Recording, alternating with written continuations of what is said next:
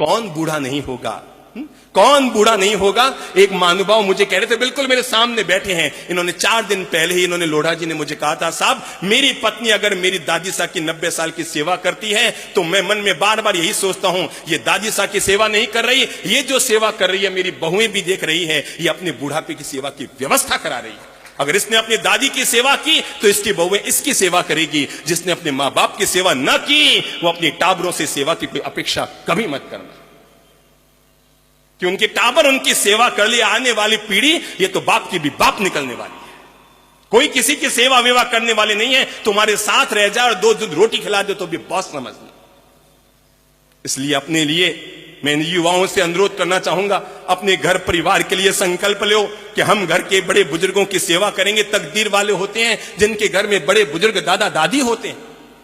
पत्नी को जीवन भर संभाल लेना, बच्चों को जीवन भर संभाल लेना। एक बार थोड़ा सा सोचो, जब वो गरीब थे तब भी तुम्हारी पढ़ाई के लिए खर्चा करते उन्होंने एक बार भी नहीं सोचा था।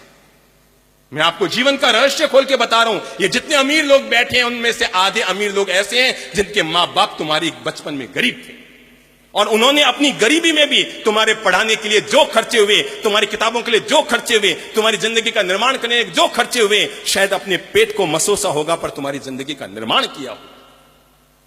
और जिनके बचपन में ही पिता चले गए, कल्पना करो कि तुम 3 साल के थे, तुम्हारा पिता ऊपर चले गए थे, तुम्हारी इस अकेली मां ने कैसे तुम्हारा पालन पोषण किया होगा। आज तुम झट से कह देते हो, मां तूने मेरे लिए क्या किया?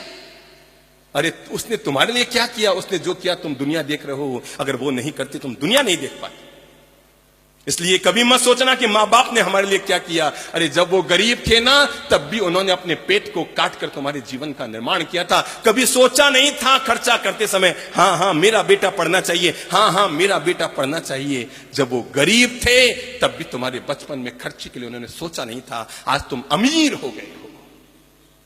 एक बार आत्मा पे हाथ रखना, जब पापा जी पे 50,000 का 1 लाख का खर्चा करते हो, जब उनके घुटने के ऑपरेशन की 3.5 लाख की बात आती है, एक बार दिमाग में आता है, अब पापा जी वैसे भी 75 साल के तो हो ही गए, ऑपरेशन कराएंगे, करेंगे क्या?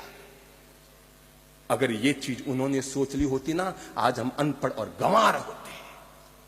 हमारे बचपन में अगर उन्होंने ये सब चीजें सोच ली होती कि पढ़ा लिखा कर करना क्या है, बच्चा तो यही बड़ा हो जाएगा, यूं ही जी लेगा, अरे मेहनत से पैसे कमाते हैं इसके लिए थोड़ी कमा रहे हैं, तो जरा सोचो आज आप रोटी रोटी के मोहताज होते।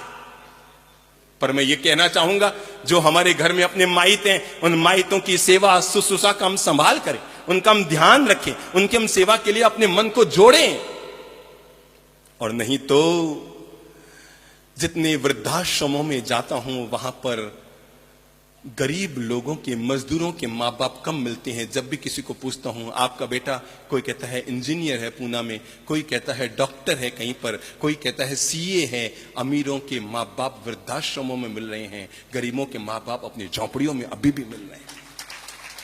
ये फर्क हो जाएगा आने वाले कल को, और ये फर्क बहुत महंगा पड़ेगा आपके लिए। जमानों में आपको सही कह रहा हूं, ये जो फर्क पैदा होता जा रहा है इस पीढ़ी में, आने वाले कल के लिए आपके लिए बहुत महंगा पड़ेगा। अरे अपन लोग तो फिर भी अपने माँ बाप को निभा देंगे, पर मैं आपको बता दूं, आने वाली पीढ़ी ऐसे आने वाली है, ऐसी उपज आने वाली है, वो अपन को पूछेंगे, पापा आप मुझे डांट रहे हैं, आपको क्या हक है? और ये न पूछ ले तो मुझे कह देना। इसलिए वयोवृद्ध लोगों के लिए मैं कुछ कहूं इससे पहले आप लोगों को सावधान करने के लिए कह रहा हूं कि हम आने वाले कल का अच्छा निर्माण